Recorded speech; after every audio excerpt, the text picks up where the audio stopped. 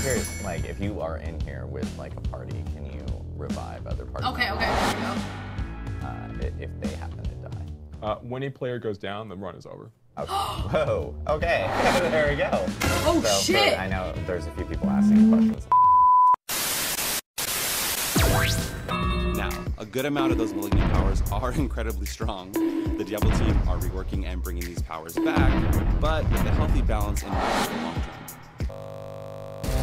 I'm so confused. Then you'll be able to get them off of our shop. How Warpig. Why is Abattoir of Zir considered a seasonal event and not normal content? Yeah, because we want it to go away at the end of the season. That's why. So because, as I was kind of talking about a little bit earlier, but like we...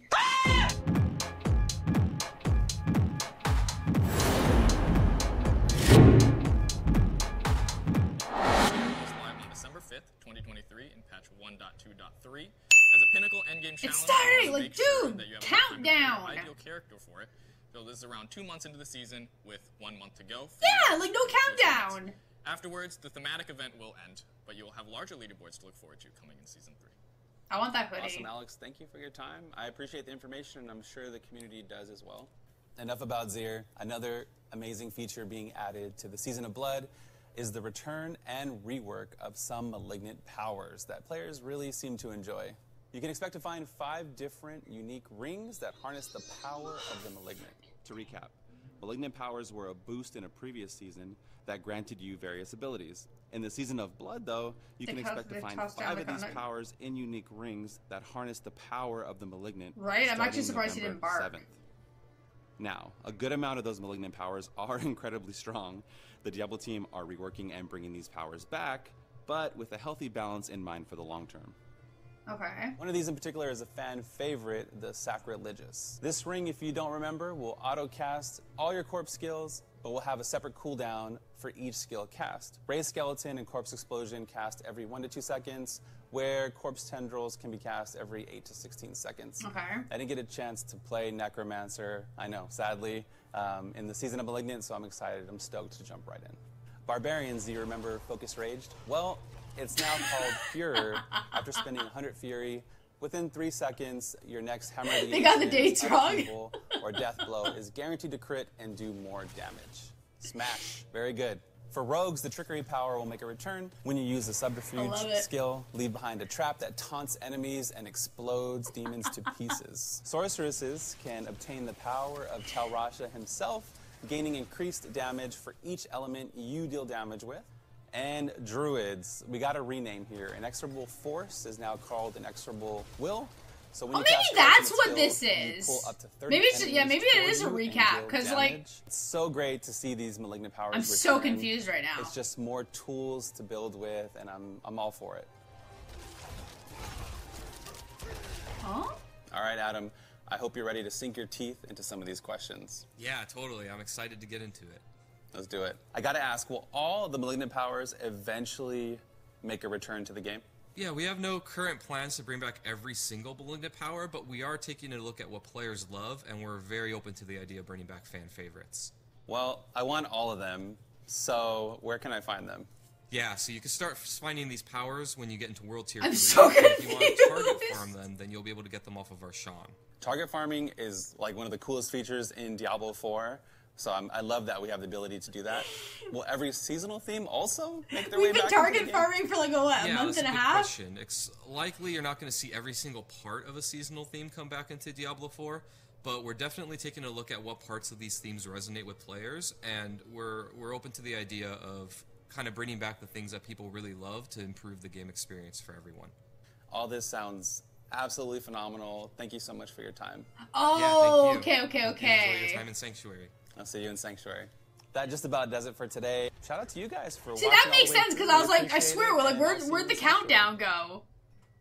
Hello, welcome to Diablo 4 There we community, go. to another episode of Diablo 4 Campfire Chats. My name is Adam Fletcher. I am the Director of Community here for Diablo. Of course, I'm joined by 2 very familiar faces here. Oh, he's giving us Mr. the Joe angry Shelley, dad face Game again. Director of Diablo 4, Mr. Joe Pipora, who is the Associate Game Director for Diablo 4. We have quick Look at that stream, face. kind of quick stream to go over some stuff that's coming down the road here in the next couple weeks, which includes Abattoir of Zir and Midwinter Blight. So lots to talk about. But what's kind of cool about this stream is that it is our final stream of the year, the final stream of 2023. We're closing it out. We're closing it out, and this is actually it's been a year now since we started these streams. We started with Diablo IV developer updates on You know what you did? mid-December last year, I believe. So we're hitting a 1-year anniversary now, and of course on that debut stream, I had these two wonderful gentlemen who joined us as well. So yeah, we have it's been a year. It's crazy. We've all grown so much. I know. We went from hand models to hand holding models. maps and things like that Yeah, that was to fun. Campfire chats, which we even brought to BlizzCon, which was actually really cool last month. That was and fun. of course, now we're here to talk about Abattoir of Zir. But before we actually do jump into that, I know there is a very popular question within chat and a very popular question within the community that we want to address before we jump in, which is Diablo IV bringing pay for power to the game? Yeah, no. We're not. No. We've been very clear about this throughout, and I think very consistent about it, and that continues to be true. And that also applies to things like addressing stash, making sure that players have enough stash space to store things. We talked about this at BlizzCon. We talked about getting aspects out of your stash inventory. We had a stash tab in Season 2. We think that having enough space for a regular player to feel like they are good in terms of being able to store the things they need is baseline functionality. What if you're not a And we regular have no player and you're plans people to like add, me any that pay for power has a million to the characters? Yeah, it's been a very popular question this week, and of course, we've been seeing it a lot in chat, even as we were in our countdown. We wanted to make sure we talked about it early with everyone to reassure people that no, that is not the plan for Diablo IV, and players are still going to be able to enjoy it without the need of needing to pay for any type of Exactly, power or anything right? like that. So, and there won't be any of that in there. So. Great to hear, and I know that we have a lot to talk about today. The first thing we did want to mention, though, is actually Midwinter Blight, which is an event that is actually going to be coming up here on December 12th. It is our holiday event. It's actually our first holiday event. It's funny because people have asked us about, hey, what about Halloween? And we kind of remind people. It does Season not. of Blood is kind of Halloween. It's very much focused in around It's got vampires. It's got It's skeletons. not official It's got all the same Halloween. stuff you expect to get from a Halloween. Exactly. So Midwinter Blight coming December 12th is our holiday event that we talked about and we announced at BlizzCon. Yeah. But we wanted to talk a little bit more about that today. Joe, can you give us a little bit more info? Joe P. Can you give Yeah, us a little sure. bit more So info? yeah, Midwinter Blight, as I know that people got a chance to see some of the video stuff before, and like we talked about at BlizzCon, but Midwinter Blight is obviously our first true and proper holiday event where we're going to be sanctuary in Diablo 4. In it, we're going to be visiting the Fractured Peaks again, where a horrible storm has descended upon the people of the What's gonna be purple? descended upon the people of the Fractured Peaks. We're going to be introduced to a new character named Gillian, who's a bard. Gillian is here trying to rouse the spirits of the people of Kyovashad, trying to help them work together to push back against a new threat that's emerging from the hills and mountains nearby, coming down from the glacier and down from the mountainous peaks nearby.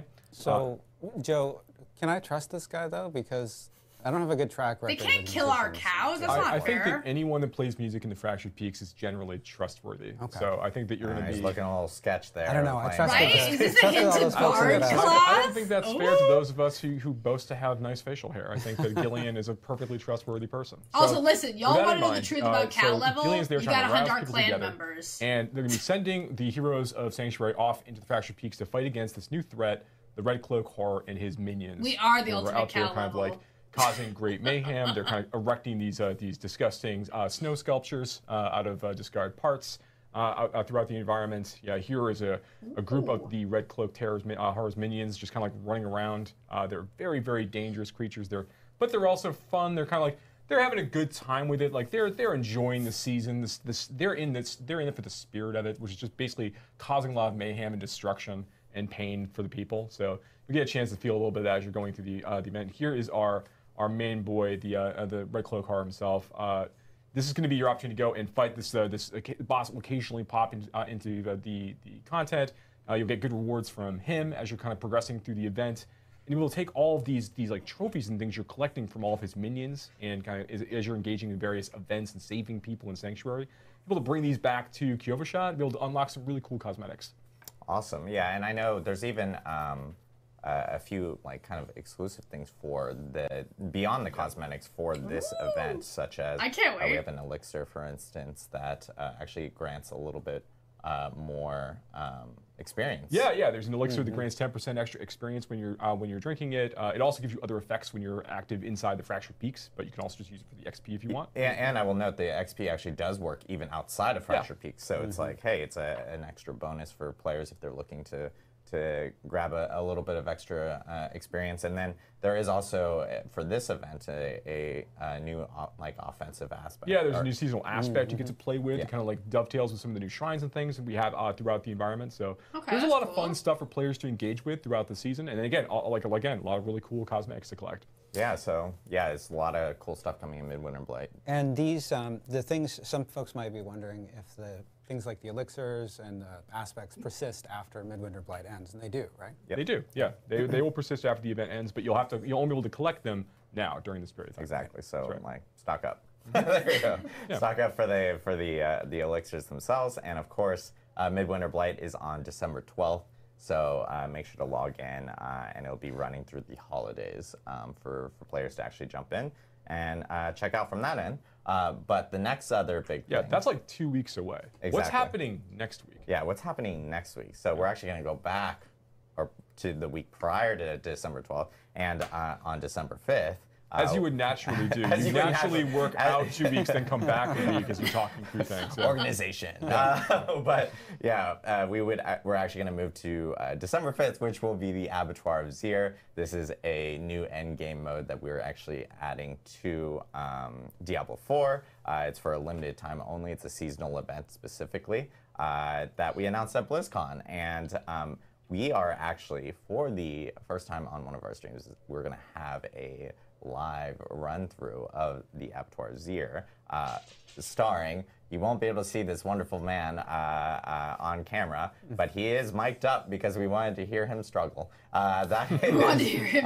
Filthy Rich. He's actually a senior community manager on the community team here on Diablo. You may have recognized his name on our forums, posting patch notes, hotfix notes, etc. Rich is amazing. And he is actually going to be showcasing a little bit of Abattoir Zir for us. Okay. Had to pet the You dog, don't have a dog in Diablo 4. In practices, the dog wasn't there. In case it wasn't clear, that is still a feature that exists in the game. Yeah. Say hi, Rich. Yeah. Hi, everybody. There we go. Okay, there we go. There's a spin of friendship. Okay, so we are, it's funny. It's like last stream of the year and we're doing it live. This is fun. Now, and when we say live, we're talking about, this is a live, like he's playing for real right now. Yes. That is what I was referencing, but I wasn't clear. That's true. But it is on a dev server. Yep. So we won't run into other players, and it is on a dev build, so there might be some debug text or Unless other the dev stuff. just happens to run it through, who's also on this Could server, but happen, yes. yeah. But yeah. Yeah, you might see some weird stuff, folks. And if people, I'm honestly, fearful we just sent out this megaphone to the team running over All right, the bridge. well, anyway, this is the first time we've done something like that. That's absolutely right. And if you complain about it, we just won't do it again. And wouldn't you rather just see really cool stuff? I bet you would. So let's see. All right. So, Rich, what build? That would be super awkward. Something else is happening behind the so, scenes. Other dev is doing something. On my side, I'm actually going while to this be is running happening. a popular build, the Ball Lightning build. I'm going to wait for Joe to kind of explain some of the earlier stuff, basically a lot of the See, gameplay Ball loop Lightning stuff, for but, Abattoir. pretty familiar for those who've been watching a lot of the end game material for Ball Lightning. Specifically for this, I really focused around like survivability, mobility, with a sprinkle of DPS. But I think before we get into With it, a sprinkle. See, we already have the perfect class It's for this. It's low damage output capacity, absolutely. So Rich here. So let's say we're talking about the Abattoir of Zir. I know we talked about this before, but for the uninitiated, it's going to be a new end game dungeon content experience for players to engage with.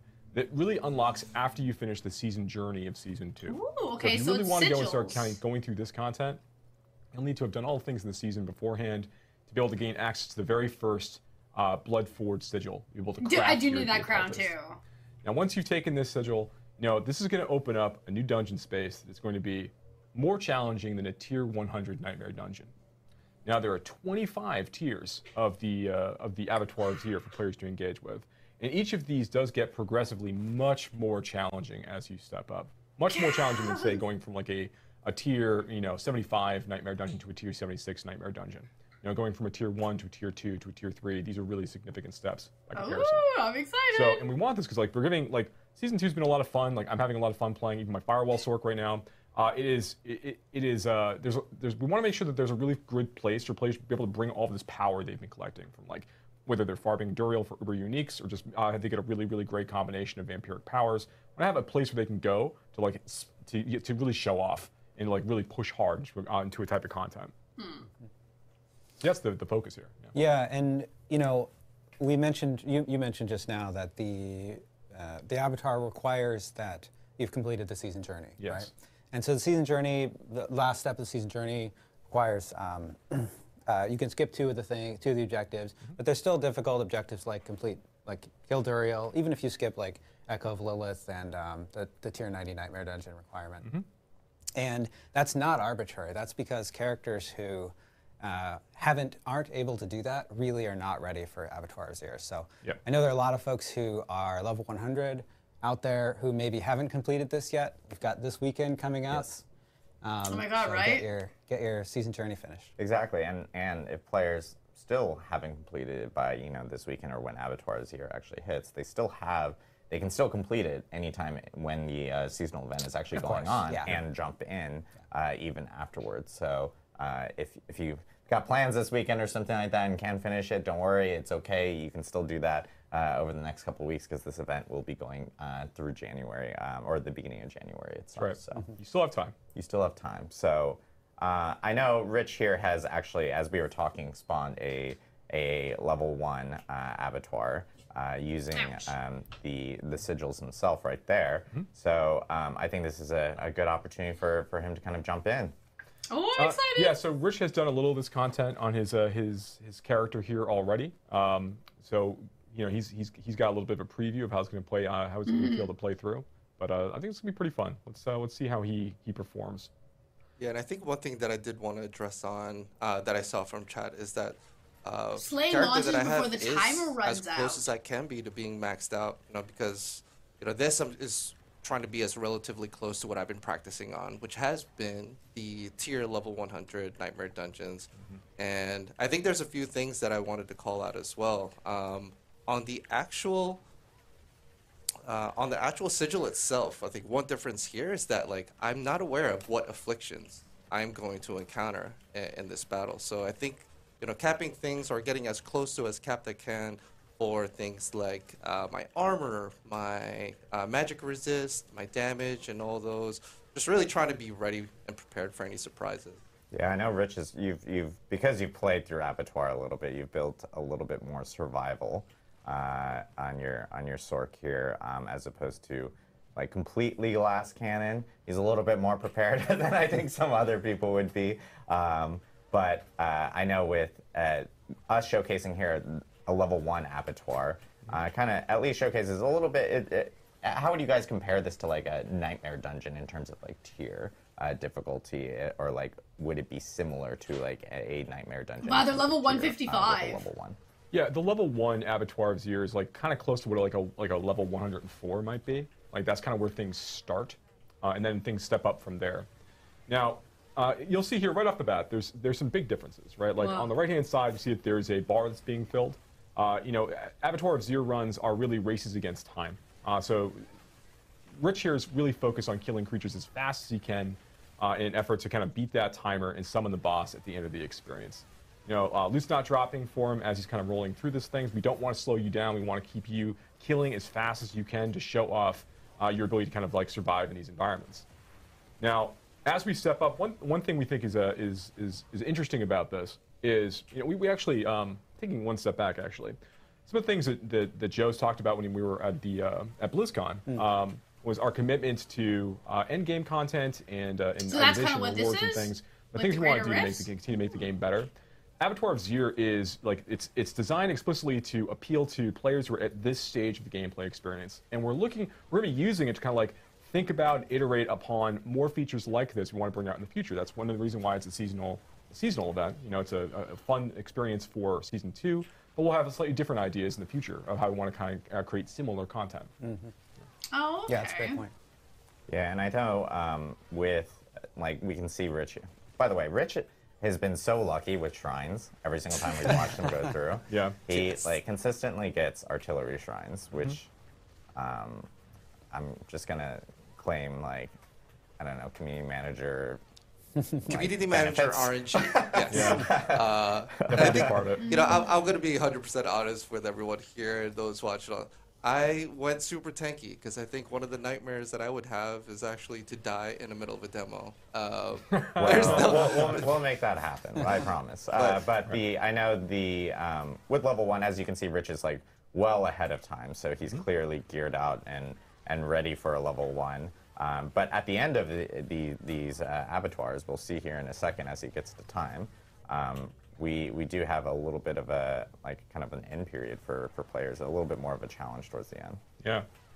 So yeah, and one thing that's making this particularly interesting is with the vampiric powers in season 2, with Rich running metamorphosis regularly. I mean, he's basically got like permanent unstoppable. You know, as he's just kind of like using flicker step to keep resetting that unstable currents, and he is just keeping that 4-second unstoppable uptime. And he has summoned the boss, and wow, that was spicy right off the bat. So every time you manage to clear one of these levels, you're going to summon 3 Bloodseekers, who are, pretty strong. You're going to have the, absences of He their own. always got one shot You're at going to there. have to go ahead and clear through. The timer is still ticking, but Rich has got a really good, healthy lead on the timer right now, so I don't think that's going to be a problem. It's just going to be a question of whether or not you get spiked by something you didn't expect. But with the amount of barrier you should be able to pack with your Sork at this point, I don't think that should be a problem. I don't know. This is a unfavorable spawn. Yeah, location. I don't like this spot. You're in some tight corners I think here. in every single practice this has happened, but what I'm feeling lucky about is that I don't have a suppressor, which is definitely a nightmare for me in my ball lightning. But yes, I'll pass it back over to you because there's actually some pretty cool stuff to call out over here. Yeah, so upon finishing your first run through the Abattoir of Zir, you're going to earn the special glyph associated with the seasonal event, the Tears of Blood glyph that you can see here. Now, Rich has already spent some XP on this, upgrading it before, but this is an extraordinarily powerful multiplicative bonus glyph you get to kind of slot in. This has got 200 levels associated with it for you to upgrade through over the course of time. It starts out at the size of a tier 15 normal glyph, normal rare glyph. So it is extremely strong right off the bat. So you're going to be able to use this to kind of help you get through some of the more difficult tiers as you go deeper and deeper into the experience. And there's one other really neat thing about this as well. That looks so powerful. So this experience, the Tears of Blood glyph itself has like a lot of Paragon glyph XP that you need in order to upgrade it as you continue to like go on through the experience. And one of the things we wanted to do was make sure that if you're at this stage, if you want to experiment with other glyphs, you can still, you get giant amounts of XP from finishing Abattoir of Zir levels. From tier 1. It's all 1,000 XP. From a tier 1, you get 1,000. So if you want to use this as an opportunity to kind of rank up some of those other glyphs you've got because you want to play with other things, for other builds and other things, here's an opportunity for you to kind of go and quickly level up a bunch of those other glyphs that you have, in addition to not taking too much time away from your Tears of the Blood if you're trying to keep pace with that. But we think that's an extra fun little bit. But yeah, Tears of Blood glyph, super powerful for players to be able to engage with. Again, it's only here for the season, and it'll be retired at the end of that season. Yeah, and we just saw Rich, of course, churn through a level 1 pretty easily. I struggled a little at the end, but there was a little struggle. I got a little nervous. It wasn't too bad. But I know, Rich, what key or what sigils do you have here? So I think what I did over there was the sigil 1. I think what we were talking about was trying to make an engagement moment, basically by having chat almost pick the challenge ahead. Okay. So what I've pre-crafted beforehand is a 2, a 6, as well as a 10. Funny enough, I created backups for this because hey, I might die. But I think it's just one of those things where I would love to reserve the 10 and beyond levels for a later moment. Yes. But Adam, you had a great idea. And as a reminder, like tiers for Abattoir of Zir go up to 25. Right. So there are a significant amount of tiers, and they of course go up in difficulty by a pretty, like almost an exponential amount as you're going from tier to tier. But be curious. Okay, all right. Like you already asked the chat, and the chat is already going like screaming 10. Yeah. So they just want you to die. Okay. We said like we're gonna let chat choose 2, 6, or 10. We'll see what they say. I'm like, it's gonna be 10. They're gonna absolutely want to see. They're gonna want to see 10. So Rich, take us into a tier 10. He's just like, no, I don't want to die during this stream. Now, are you gonna adjust builds a little bit you here? You have 4 questions too. I just want to call it. You have 4. I mean, a few things here. I think for the players at home is that obviously you saw that the previous one I was geared up to be a little bit more tanky because the last thing that I want to do is embarrass myself and die on there. But I think what Joe and team can do is also explain like how some of the scaling works as I go up. So I think I'll just go in. I think what I'm trying to balance out now is just try to add a little bit more damage output by sacrificing some of my tankiness. Just because I anticipate that the higher HP is going to be a challenge. And I don't want to lose to the time. And I actually want to see how far I can progress. So let me activate this. I was like, you went back in without activating. You know, the nerves. It's the nerves. Yeah, to Rich's point here, I mean, it's not easy to play games on stream, right? No, it's not. No, so this is why we're gonna have him narrate a full Romeo and Juliet play to us as he's playing. Right? To ensure Full color commentary. I did that earlier today. Concentration on this. No, so to Rich's point earlier about how the scaling works. So as we were experimenting with this content, one of the things we discovered pretty quickly is we just didn't want to continue to scale monster damage up, you know, in a really, really significant way as you're kind of going through this content. We really want to focus a lot more on monster health scaling as you go. Because we quickly get to a point where like any bat that kind of like clips you, which is basically just, you know, completely ice you unless you're invulnerable at that point, and it just makes it a less fun experience overall. So we wanted to make sure it was much more about like, can you beat that timer? Can you survive the bosses at the end? You know, not as much about like damage gets so high over the course of time that there's no opportunity for different classes to really be able to perform, right? Okay. Yeah, and the Tears of Blood glyph really is going to increase your damage output. Yes. Right, so leveling that up. Did you actually have your Tears for Blood glyph equipped? Oh, is it equipped? So I did not, and I think one of the things that I wanted to do, I mean, for me, I think as I've been going in and testing it, like I think it's actually been a pretty cool experience to see like how it's been with and without. Looking at the gear that he's currently using, the gear on my Sork. While my Paragon board is optimized for what I have here, it's definitely opening up like, a lot more. Oh, hold on a second. Also, you didn't replenish your potions before you went tried in to here. warn him. So it's about. This is for the mistakes were made. This is for the stream. Oh, I see. You're trying to give yourself a disadvantage for clicks. I see. This is for the stream. We got more max potions. Yeah. Yeah. So you think with Rich did not do mid-gear, himself a few favors and here. for the most part, he's doing not bad in a tier 10 Abattoir. Equip a Tears for Blood glyph. Yeah, they are falling behind that timer pretty quickly at this point. Because he wanted to be a show-off and is not showing off. Well, it's interesting to see how valuable. You were talking about this earlier. And he doesn't have the Tears of Blood glyph equipped either. In this content as well. Yeah. Really configuring those. So his damage would be if you're permanently crazy unstoppable, like higher Snake if he Family is would a lot equip less the dangerous glyph. to deal with across the board. Like you don't have to deal with that charging stun. You don't have to deal with you don't have to deal with the paralyzed. Like there's you have some advantages. I think it's funny that we got snakes randomly twice in a row. Yeah. But hey, that's the nature of live gameplay. And I will say it's not just snakes though. I think we should be okay with 10. Right, yeah, that's a great point. Each time you enter Abattoir Going a little bit higher, we might start to struggle. Different monsters, I think 10 we should be fine. Tile sets, different with the stuff that we have layouts. currently. And I think the big thing here is that my eye is definitely drawn into the timer compared to how it was in the tier 1.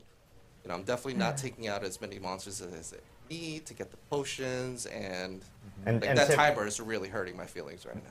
That and everything seems fine. I will say like the normal progression for players will be oh my gosh. Rip. Oh, well then that ends the story of Rich. Did my best. I will say that the normal progression for players. You did good. You did good. To a 10. Yeah. Chat deemed that you needed to go to a 10 immediately. Yeah. And Rich deemed that he did not. Yeah, need to, there's no extra actually lives, just clip that his Tears of Blood 0. clip, Yeah. So I'm assuming if you're running it with other people, you can. yeah. That was creepy. But this takes us to an You interesting can res point. them, What happens when? but you like die, that's it? Yeah, so I think- when you die in the video game, you die in the video game. So actually, you're going to lose your run because you have no respawns available when you go through a Abattoir of Zir run. So you'll have to go back. You'll have to make another key. You know that progress is going to be lost. So Yeah. you'll have to go And spend most of your power. yeah, so just a word for warning for like even like a double like I guess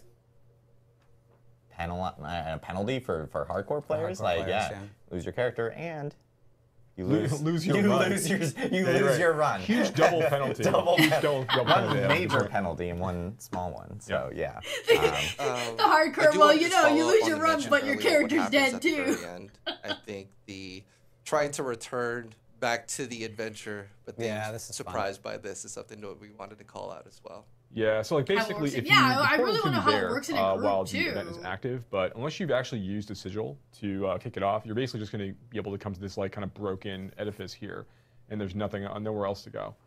I'd be curious, like, if you are in here with like a party, can you revive other party Okay, members okay, there we go. if they happen to die? When a player goes down, the run is over. Okay. Whoa. Okay. There we go. Oh, shit. I know there's a few people asking questions like, "Hey, if I'm running this with the group, if anyone." Oh, dies, no. It's a done run. Anybody dies, the run's so over. It is a little punishing, but at the same time, it is endgame content. that- Absolutely. Wow. Well, I mean, sure. It's I mean, exciting, though. One of the things really interesting about having content like this at the end games, we do want to make sure that there are lots of ways, as you've seen in Season 2, to like farm up different gear that you want and make sure that you can get your character to be really, really powerful. But then when you get into the Maybe next tier of Academy, perhaps content, like, do drinking we the want you to potion in there? continually always get more gear to Maybe. always replace the gear that you have, right? So the Tears of Blood Glyph is an example of us like kind of experimenting with different ideas of progression for players and see how these things feel. Like we want to make sure that there's always more things you want to go try to do, and always more things for you to go push for your character. But how much you have to like reintegrate, aspects of your build every time you like kind of go through a content tier feels like we talk about quite a bit. Okay. But one thing I'm really excited about for this is so Tears of Blood is gonna be like really, really powerful. Again, 200 tiers, multiplicative damage increases. It continues to scale up as you go. It's very, very strong. It's gonna be fun to see players who are able to see how far people can eschew that, like not use the Tears of Blood Glyph, and see how far they're able to actually get into the content. So I think that's gonna be very, very exciting. Yeah, I'm really excited. I'm hoping players end up, sending us tweets on social or sorry, it's not tweets anymore. X posts. Yeah, posts and reposts on social, or posting on Reddit and forums of like how far they can actually progress. It'll be really cool to see where the community kind of lands and where some of our more hardcore players end up landing as well, especially hardcore characters, people that really risk everything to try out this content. So there we go. So that's Abattoir of Zir. Abattoir of Zir again hits on December 5th. I'm excited and also like patch. scared. And and that will be next week. We actually plan on having patch notes available on Diablo4.com tomorrow. So it will be available for people to check out patch notes. Oh, for sure. That update. I bet next in week. my group, So I'm thank gonna you be the again, one Rich. that's gonna die. Yeah, Really appreciate it. Thank you for sacrificing I die your over dev build everything. character for this, which is nearly the same as your live build. I know. Yes. Oh, the repair this build, build yeah. I wanted to make as close as I can to in terms of a one-to-one representation of what I have on retail. I know for a lot of the people at home, it's important to try to have and see and play with something that's relevant to them. So yeah, just tried to do that. Excited to see everybody online. Let's farm up. Let's do this. See how high you can get. Get your season journey done. I'm gonna die that is first, the or at the same time requirement as you. for We'll die together. Abattoir of Zir, Yeah. and checking it out. Cool. So I know one thing that we do want to talk about as well that we had mentioned on social, and this is just a quick mention from us and a quick update from us, and it is around itemization. So one thing we do want to show off, though, is we all have, well, I'm not zipped up. I'm wearing my Diablo 4 bomber here. Oops. There we go.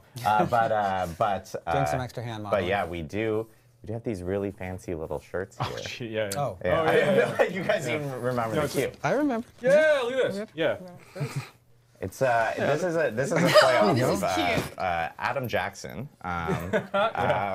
made this wonderful saying before. Yeah. Damage on Tuesdays. Damage on Tuesdays. And yeah, It felt appropriate for discussing we itemization. felt like this was an appropriate time to show off. We were like, these we're gonna take. jackets Well, what we'll do is specifically. we'll take the jackets off while Rich is playing. We won't forget to do that. Oh, You yeah. know, Well, we were supposed to will- do that. We were Yeah. supposed to do that to have this be like a That better would've been bit. So plan. instead, That would've been a everyone just got funnier to watch us awkwardly take off hoodies and jackets. So, but yes, I think the people loved it, obviously. yes, and I do want to give a shout out to Ricky on our art team. Richie, Richie on our art team, who actually ended up making these amazing Damage Yeah, on I love Tuesday the shirts. graphic design on Yeah, this. it's really that's cool. pretty Little rogue shooting through Tuesday. Yeah. But itemization, I know we wanted to talk really quickly about that, and Joe.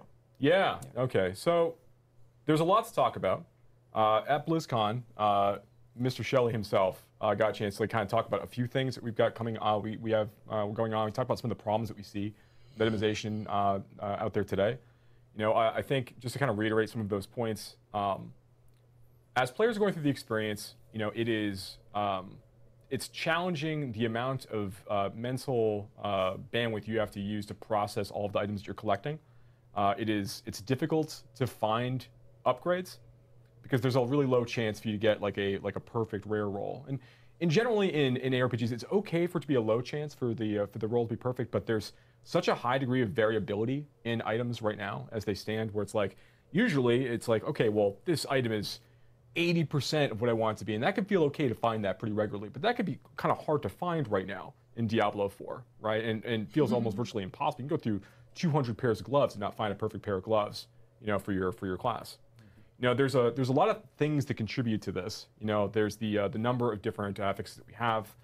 There is the fact that we don't have a lot of things in place that say like you can't have like multiple skill ranks, you know, on an item. Like right now we allow you to have like, you know, 3 different plus core skill ranks on an item occasionally, and that doesn't really serve anybody. Oh, So for sure, one of the things for we want to sure. think about a lot as we're looking towards 2024, because like you know it's December, we're looking back at, you know, a year of talking together and, you know, trying to paint a picture of like what we want moving forward for us.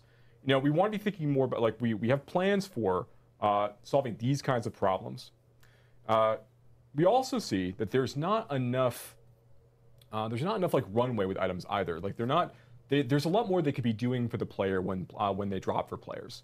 So one of the things we want to think about more as we get into 2024 is having items really be kind of like the start of a journey. So when something drops for you as a player, we want that to be like cool. You want to be able to get this and say, this is awesome. I can't wait to do X, Y, and Z to this and make it like really, really great, right? Like this is the perfect thing that I need for my build. And to feel that you've got more chances like to modify and customize that and really incorporate that into what you want for your particular playstyle. That's important for like player expression, for build making. It does a lot for just making the game more exciting versus like every single time you're looking for an upgrade, it's only whatever immediately drops in the ground, and I kind of have to make a decision based on that. We want to go a lot further than that, I think, in the future for players. Now, you know, these are the sorts of things I'm talking about are pretty big, right? Like in season 2, we made changes to the resistance system. We made changes like, you know, vulnerable damage being multiplied, making that additive. We made it. I think people that saw like we made a huge number of changes to the way that stats work and skills and a bunch of other stuff, right? Huge number of changes, and the reason why we did so much of it at once was because many of these things were very interconnected. And trying to improve these systems by doing like one small portion of it can actually make everything worse. Because this is now like almost like a little island of a different idea that's floating out and not integrated properly into everything else in the game, right? So as we think about the sorts of itemization changes we're looking to make, the reward changes we want to make things more exciting for players to chase, and really, again, if Diablo is a game about killing monsters and getting loot, then killing monsters feels pretty good right now. I think that getting loot has places where we can make improvements. You know, we need to make sure that's holding up its end of the bargain. I like more shiny objects. But to make this, the sorts of changes that we're talking about, there's basically a number of other things that are going to need to be adjusted at the same time. So we have plans for a really, really big update for itemization that we want to be able to produce. It's not coming in Season 3. We're looking at Season 4. We want to be able to target a lot of these changes to come out kind of en masse. So in Season 3, which we're not talking about today. We're not talking about Season 3 today. But there's still cool stuff that we have coming up. Which we'll talk. I guess we'll talk. Yeah, sure. Right. We're about to talk like a tiny bit about Season 3. There's still lots of great feedback that we're getting from players about their experience playing in Season 3 right now. Yeah. Season 2. Yeah. Yeah. Well, sorry. Yes. Feedback from Season 2 that we want to be able to try to to incorporate into Season 3. Yeah. Well, and one of the things that we've seen with Season 2, right, is this was you were talking about how we made a lot of changes to itemization. We made a lot of changes to builds. Yeah. There were some things that got less powerful, but we really sort of I think we did a great job delivering on some of the stuff we talked about back in Season 1 in terms of making when we make changes to stats or classes or itemization, that we make sure that we're adding lots of new cool stuff. And I think we plan to continue to do that with Season 3, right? So I think we've talked. I've said on social, like, hey, we're not gonna nerf your builds here throughout Season 2. We were just playing Ball Lightning, right? Yeah, sure. Just live here, and we think that's really important because we built Abattoir of Zir based on the balance of the game as it stands in Season 2. But then as you get into Season 2, you can Season 3. No one's going to say any of the right season numbers today. But as you get into Season 3, you can expect to see some of those balance changes, kind of like what we saw in Season 2. Season 2 is really good. That's right. So we'll change along those lines. We'll be able to talk about those as we get a little bit closer to the Season 3 release date. And there's a bunch of other changes we're making in Season. Well, there's the one thing about, I know you were talking about with itemization. We're prepping a lot of changes, and we've actually we have talked to at least a group of Diablo partners, content creators already about some of the itemization changes that are going to be coming in Season 4. That's right. So they have actually. There are people aware of some of the details and changes that we're actually offering. So, and we're doing that mostly for, we wanted to get some feedback from and bounce like some ideas that we actually had. So we're really looking forward to, actually going through all of that and making this is sure where and I can be like, refining it a I know little bit something before you don't know. we actually put it out in front of everyone. And so there will be more news about itemization as we go through Season 3 and into Season 4. Obviously, with the big changes that are going to be coming, but we have been actually talking with a select group of people, with our Diablo partners, our content creators, specifically on that. So, and I wanted to make sure like people weren't thinking we're working within like a box or something like that from that end. Yeah, like Joe said at BlizzCon, like if end game content is one of our highest priorities, itemization is our highest priority, right? Like we're actively working on these things. It's just they take time because they're expansive. And it's going to be better for the game, bringing these things together into one big release. We're very, very excited about it. It was really fun talking to content creators about some of these plans and getting some of that initial feedback, so that's cool. But like, we're in motion, we're working through these things right now. So, but again, that's not all, right? Like, as we look towards Season 3, this is the info that I'll give. Sorts of things that players are having some difficulties with right now. 2 thumbs there's up. A couple things that get brought up. First is Forgotten Souls. If I had 3, I would give 3 thumbs. It's obviously we see that players are having a tougher time getting Forgotten Souls in Diablo 4 and Season 2, relative to other points in time. One of the things that we're doing based upon that feedback and feedback about Helltide is actually increasing the Helltide uptime. So basically, Helltide's going to be up every hour for about 55 minutes. It's going to be like a 5-minute break, and then it's going to come back up again to run through again. Yeah. It's going to make it a lot easier for you to farm those Forgotten Souls up when you're looking for them. Big Toes counted perfect. It worked well with Blood Harvest, and it's something we wanted to bring over to Helltide. I think there are more lessons from Oh, I like that. So we're going to pretty much have permanent Helltide. We can incorporate, but this was one that we thought was really important to get in for Season 3. Yeah, and this is just part of like the things we learn through seasons that players really enjoy. And I mean, I asked for it. I said I wanted a perma Helltide. Like, the idea that from Season 1 to Season 2, where we brought Malignant Powers kind of back in those unique rings that we announced at BlizzCon, and are obviously now out now. Blood Harvest has taught us a lot about players' expectations of like what they're looking for when it comes to like things like Helltide as well. So it's just some of these learnings that we continuously apply to the game, which has been really great. Yeah, and I want to talk about another thing that we saw in Season 2 that I've sort of been talking about as the 925 problem. Oh, sure. Basically, when you first get access to World Tier 4, you can start getting the highest eye power loot immediately from world bosses and from Duriel if someone carries you through Duriel. And that like Duriel totally makes sense. It's a super hard encounter. It's a farming encounter, right? It's level 100. The world bosses probably shouldn't have a guaranteed chance to drop 925 now because we hate having players have good loot. Just because when I was playing through it, I was 72, and all my gear was 925 at that Sure. point. And I felt like, where am I going to go from here? Now, it wasn't all. I had a bunch of garbage affixes, right? Like Joe was talking about. But there's another part of this problem, which is that as you get up toward close to 100 and reach 100, it feels like there aren't enough.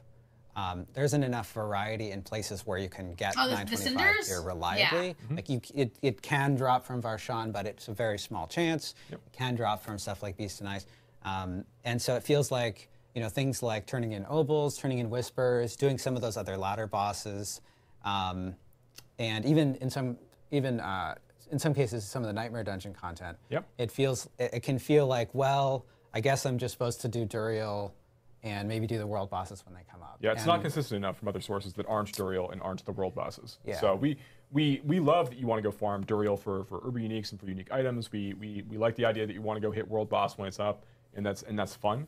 But it doesn't feel good if those are the only two ways for you to really adequately find this kind of these kinds of rewards. Right, makes sense. So there's gonna be a balance there. We're gonna be certainly evaluating that to make sure that it feels like it's a little easier to find 925s in other top eye power items. In other content channels throughout the game. Okay, I like that. Awesome. Yeah, so we have some changes coming with Season 3 to based off of feedback that we've gotten from players with Season 2, things around Hell Tide, things around the 925, the eye level 925 items specifically. So, but yeah, great to hear. Lots of changes coming up, and of course, Season 4 we have some big changes for itemization that are along the road. So. I know we want to jump into Q&A now because, and this is an opportunity for people in chat to kind of jump in and ask their I'm questions. so sorry, Adam, for ruining this transition. So I guess one last thing on itemization. So part of all of this is trying to find more ways to. What's this? I love the lower third.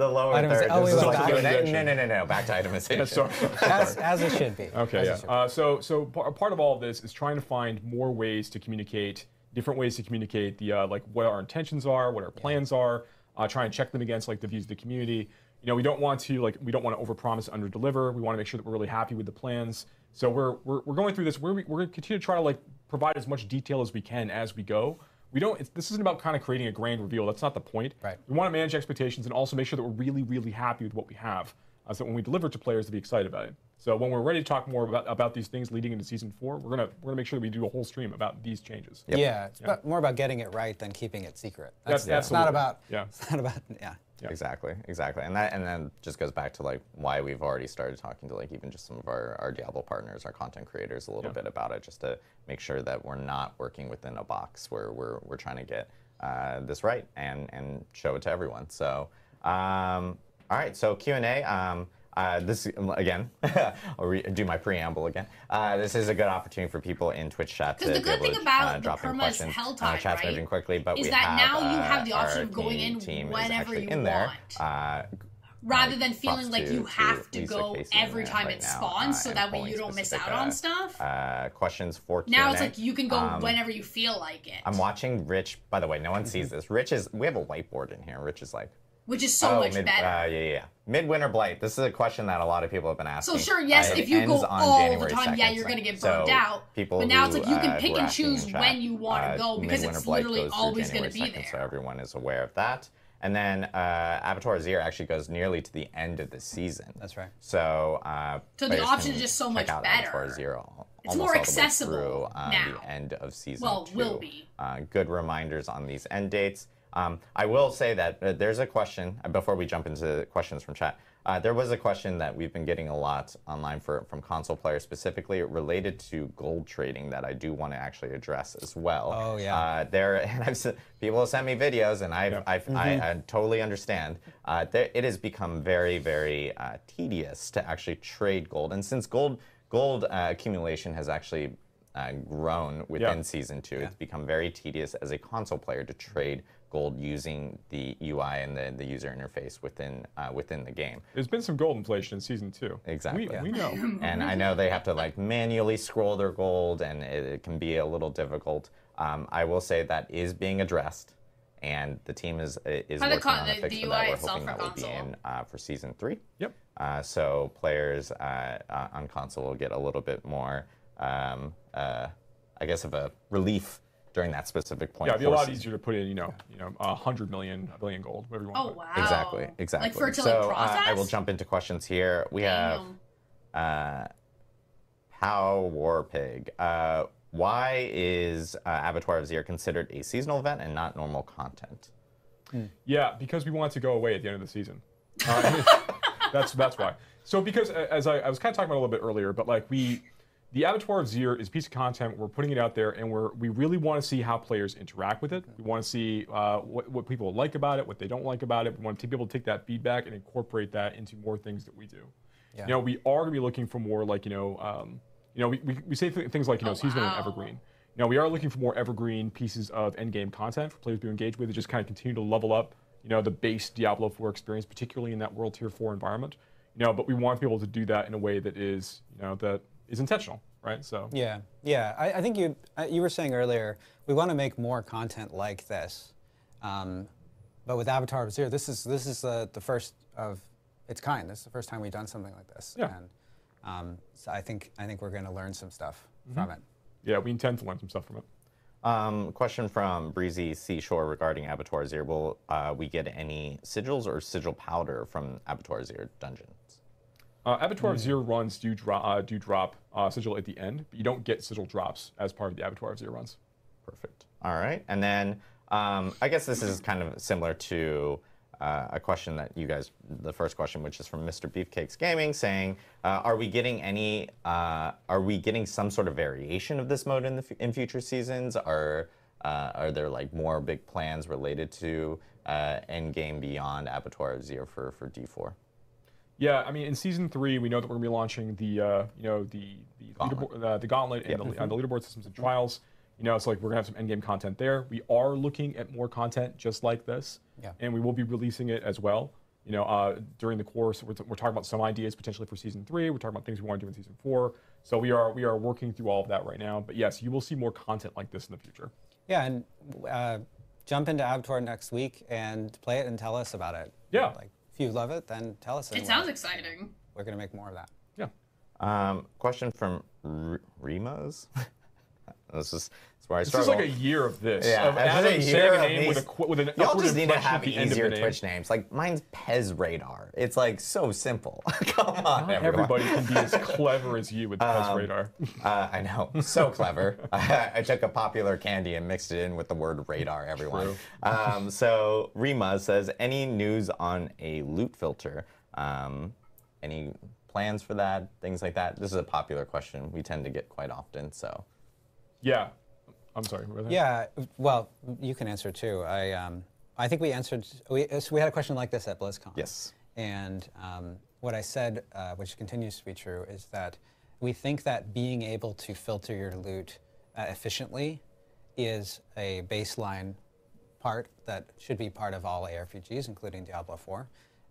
Some of the changes that we're planning coming up for itemization in Season 4, I think will help with that.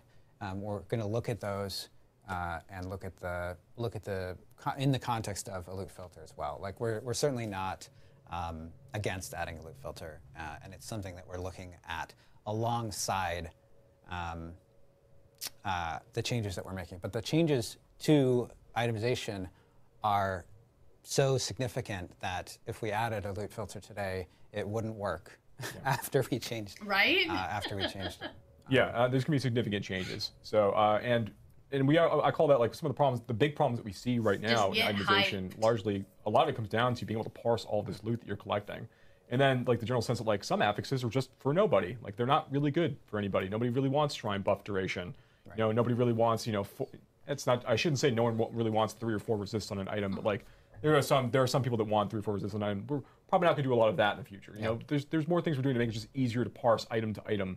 the sorts of improvements and benefits and make it more exciting for players. Question from It's Doffy. Are there plans for more butcher-style bosses like Bloodseekers? Come on. I'd love more types of these encounters, especially maybe during world bosses. That'd be crazy. But yeah. We've said this for how long now? Four butchers spawn in the middle of a world boss. That'd be fun. It's just a different kind of world boss at that point. Exactly. But yeah, any plans for I guess it's that surprise type of element with enemies that come in. Yeah, we love that the gameplay that we're getting from Bloodseekers, like dropping into dungeons occasionally. I think you see even just like the fights at the end of the Abattoir of Zir runs are already pretty fun because you don't really know what combination of affixes and Bloodseeker classes you're going to get when you kind of wrap things up. Looking for more interruption, disruptive content like that, that kind of creates this these bolts of excitement when you're going through a content piece that you think you might already know. I think is really cool. Yeah, so you mentioned world bosses, and I was killing Treasure Beast last week, and when you stagger Treasure Beast, you can actually get one of those little treasure goblins that pops out. But his loot isn't very good, so we're gonna fix that. Oh, so there we go. Okay. Not exactly. Not exactly that. But Joe had that experience and wants to let everyone know. But the thing is, the world boss dies so fast, you can't even one stagger rawhide it. and 300 gold. I'm sorry. Okay, I'm sorry. A lot of people are going Treasure Beast. What's that? We tend to use more internal names prior to when we actually develop real names. The world boss with the big chest full of gold. Exactly. So ignore our internal. Hey guys. That was his internal. Yeah, or utilize it and confuse everyone like we did. Exactly. You guys, I know that. We've gotten questions about, we still get questions. We're still getting questions because people didn't see the beginning of the stream. We do want to confirm that we did talk about and address the questions we've been seeing a lot in the community related to pay for power that have been swirling around. People talking about, are you guys planning on adding pay for power in Diablo 4? And I know that we talked about it in the beginning. We have confirmed that we are not planning on adding pay for power in Diablo 4. So I just want to reiterate that now because there's a lot of people who probably missed the beginning of the stream. I do want to just readdress that there are no plans for that. Again, we have no plans to add pay for power to Diablo 4. Yes, everyone who's sending me posts on X. On X. I'm never going to stop. I'm never going to stop making jokes about this. I love that. I love it so much. Everyone who keeps sending me posts on X, we get it. We still do not. The thing is, it's still true. There's no plans to sell power in Diablo 4. Yeah. Cool. Question related to actually color palettes, because we've been seeing a lot of customization and everything. This is from Comfortably Dumb. When are we getting more color palettes for transmogs? Also, pink is a color. They want to make sure people are aware that pink is a color and they would like pink. Yeah. Yeah, that's, we don't get enough feedback on this.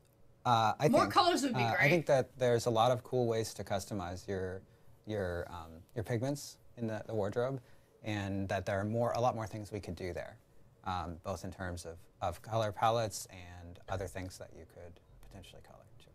Awesome. Skulm TV asks, any plans to rework some skills or abilities? Like the Necromancer could really use some movement speed or skill abilities to help out with some of their movement issues that they're having right now.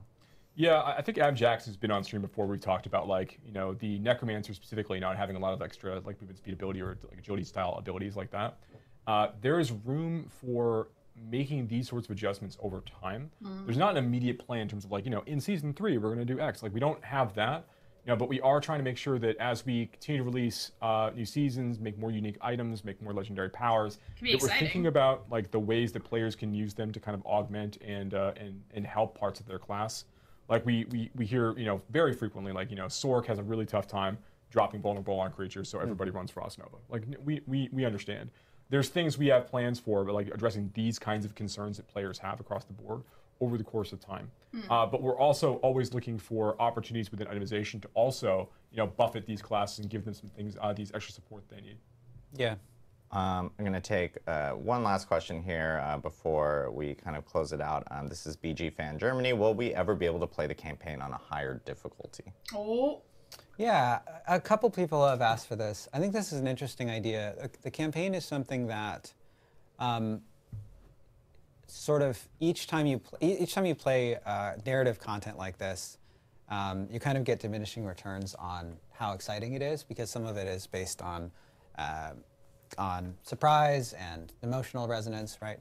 And some of it is like, another reason to ask this question actually could be, hey, I want to fight Andariel more times, right?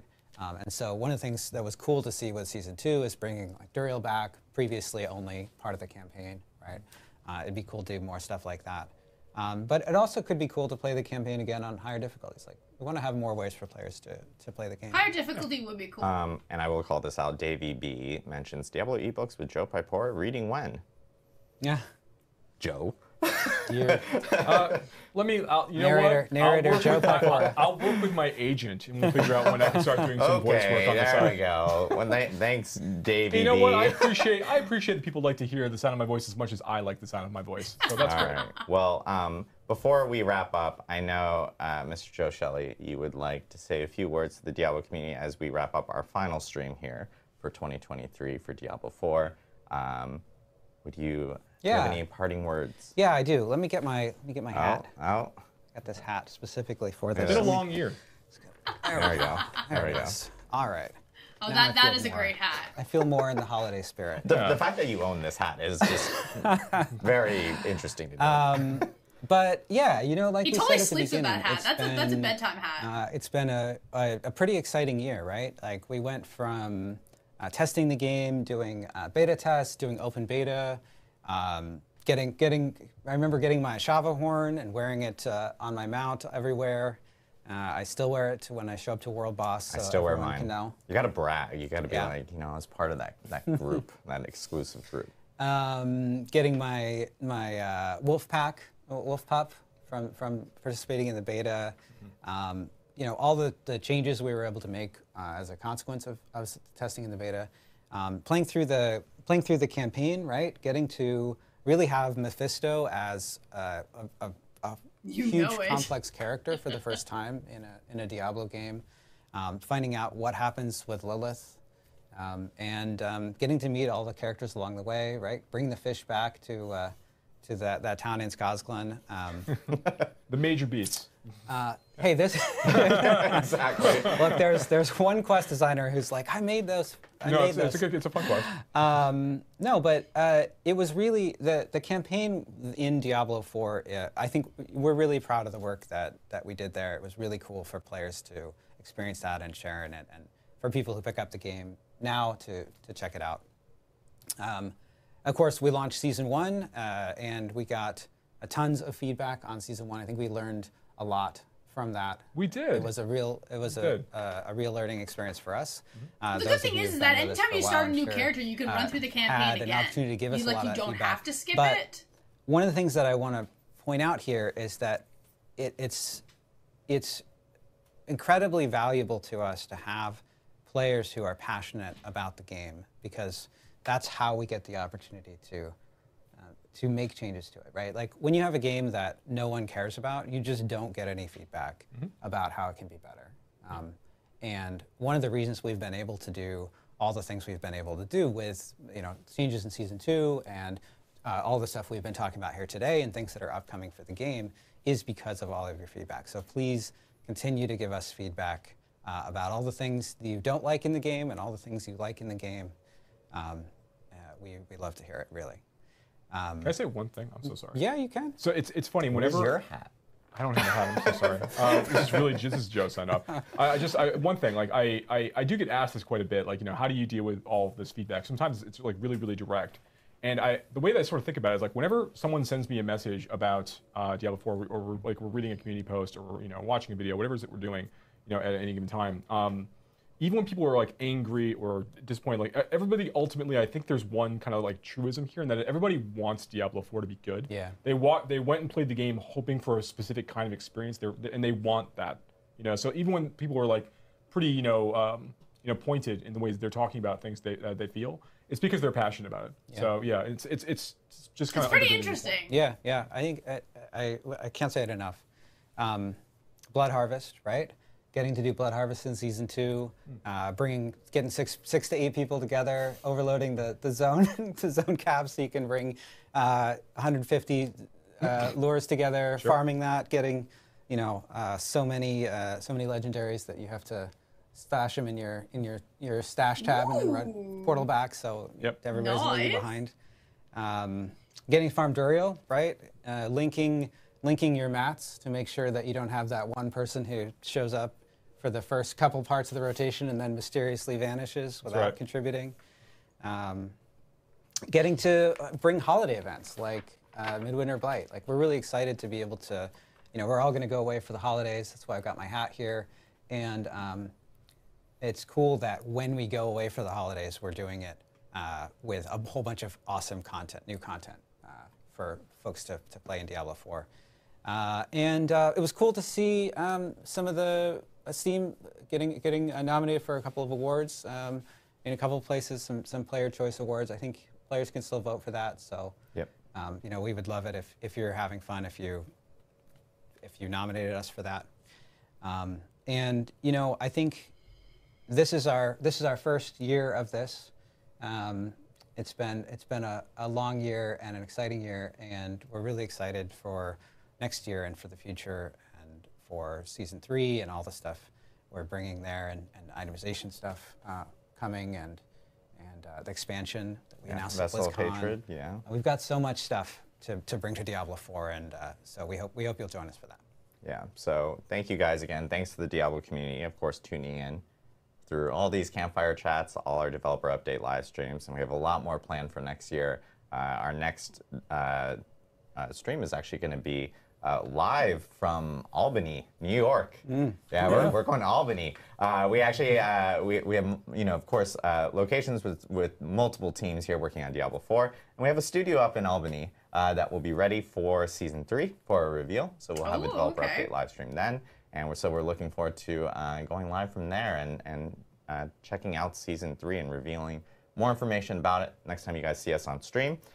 Before we do head off, of course, we want to remind people about some other Diablo activities that are also going on during the holiday season. And we have, like, D2R, we are bringing back the 22 Nights of Terror that was introduced last year, so players will be able to actually experience that. D3, Season 30 PTR, notes go live tomorrow for that. So people will be able to see some of the balance changes that are coming in Season 30 for Diablo 3, and we'll have information about when that PTR is actually going to start.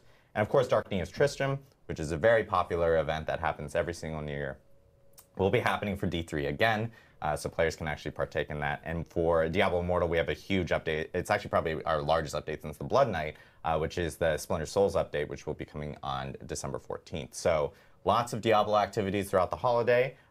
Again, thank you to the whole entire Diablo community on behalf of the Diablo dev teams here. We're looking forward to our holiday break, and we're hoping you guys enjoy your holiday break with Diablo. So thanks again. We'll see you soon. Bravo, bravo. I'm hyped. It's going to be great. Let's freaking go.